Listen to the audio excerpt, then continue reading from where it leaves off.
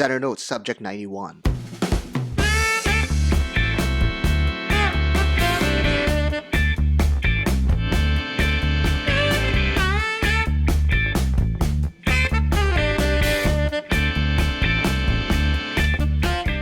Since the 1960s, Heuer has been in the forefront of motorsports.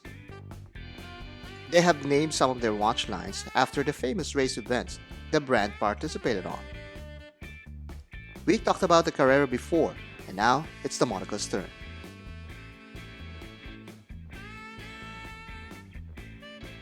Like, comment, and subscribe for content you'd like to see next. Follow us at Instagram at DesignAtelier for behind-the-scenes content.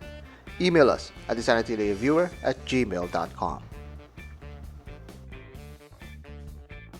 The biannual Grand Prix de Monaco Historique Weekend is one of the highlights of the classic car racing calendar, and its passionate community of owners, drivers, and spectators relish the spectacle of historic Grand Prix racing and the warm spirit around the legendary circuit.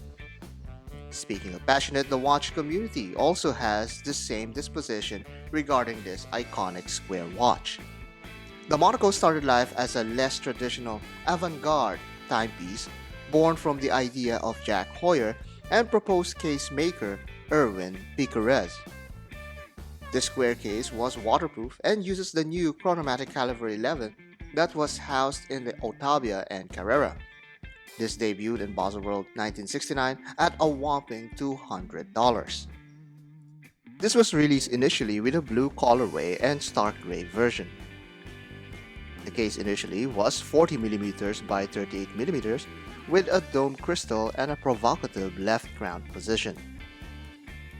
The subdials are comprised of hour and minute counters with the date window at 6 and outer rim sporting the 1/5 scale. There's no running seconds hand. Worth noting that initially it had the chronomatic branding, but after transferring this moniker to Breitling, TAG Heuer opted to put the Monaco name instead. The watch truly broke the public consciousness when the movie Le Mans made it famous with its star Steve McQueen sporting the timepiece. Fun fact, the original watch worn by Swiss racer Joe Siffert that Steve McQueen based his performance on was actually a Heuer Otavia. The next iterations came in 1971 with the caliber 12 that improves on 3 Hz frequency, has a better efficiency than the micro rotor, and increased strength on the mainspring. Other calibers were introduced in the Monaco line. The caliber 15 gave the Monaco a running seconds hand on the 10th hour marker, replacing the hour subdial. Value 7736 hand valve movements were also used. This brought more noticeable changes, such as moving the crown back to the right side.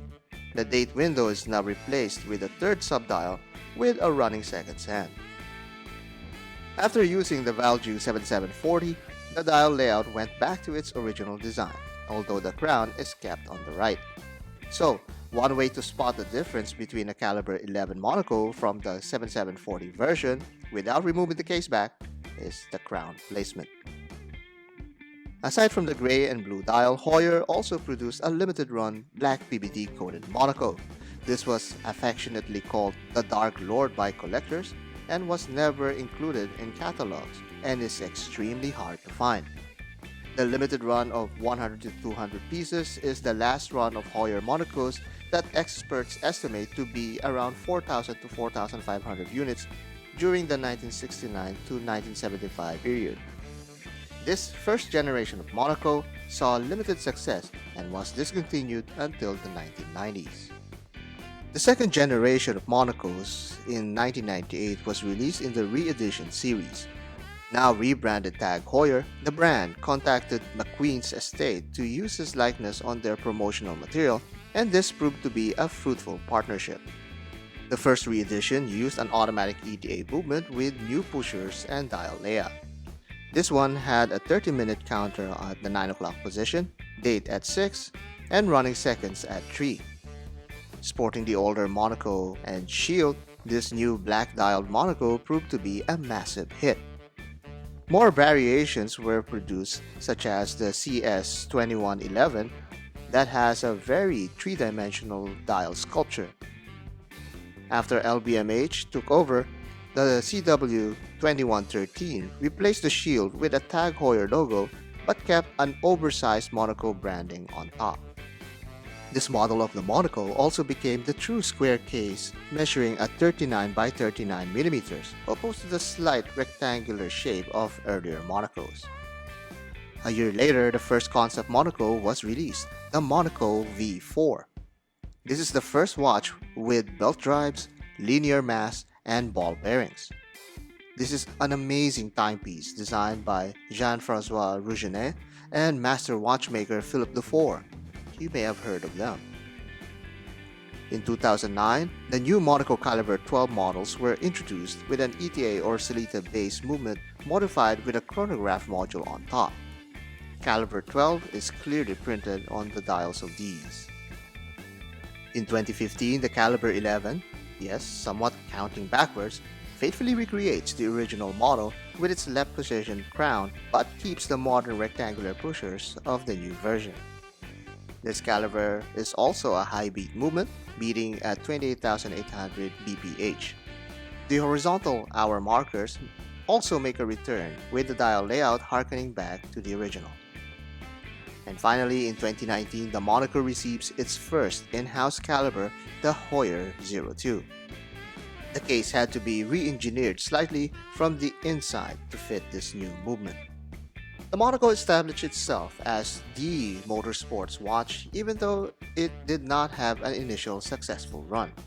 Today, it's hard to make a sports chronograph list without having a version of the Monaco in there.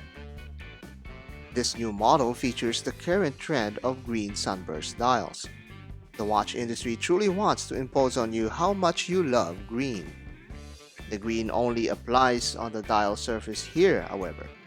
This vibrant color gradually transitions to a dark, near black green, which is all the rage nowadays.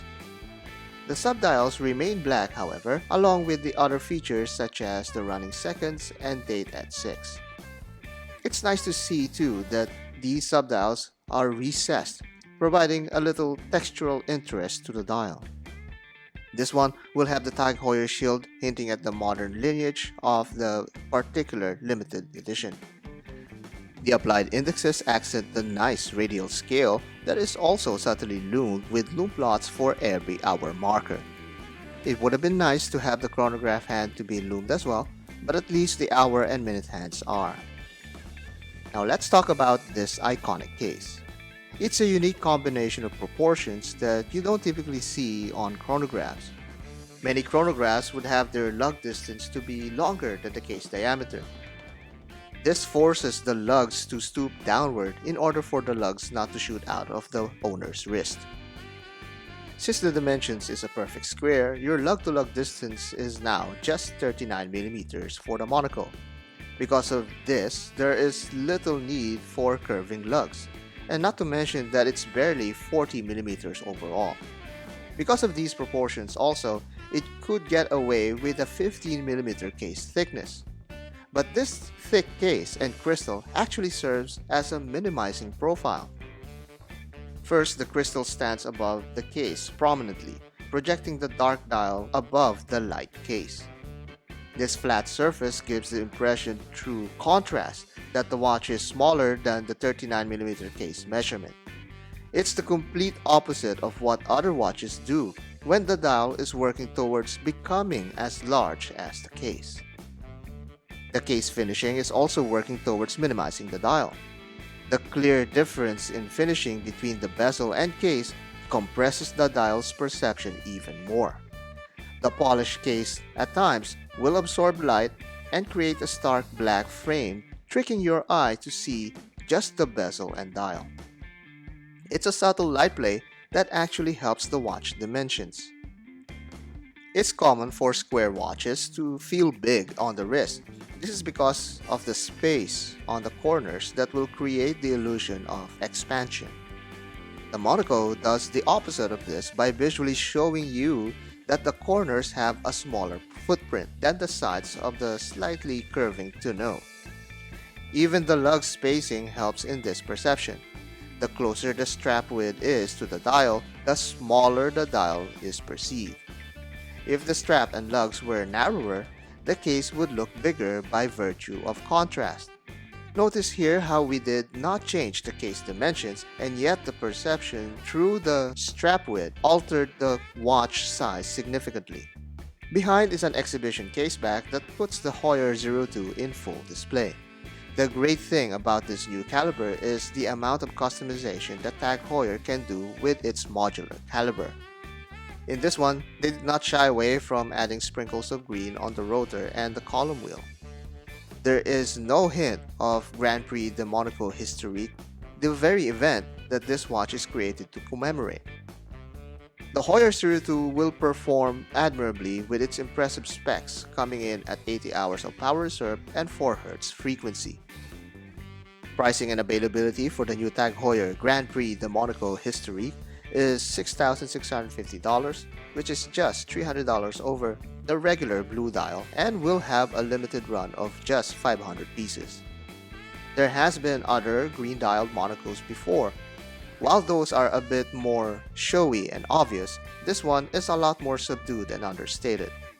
Many certainly appreciates this kind of limited editions, and I'm firmly in the camp as one. The green trend lives on. Everything from emeralds to palm fronds, brands would try everything to get the only green thing that matters to them, your hard cold cash. But we collectors are a peculiar bunch, and we try to keep it classy at times with heavy doses of the familiar. The Monaco retains all the classic aesthetic elements that enthusiasts have grown to love. It's an icon of design that stood the test of time. All cliche statements aside, it does look pretty in green.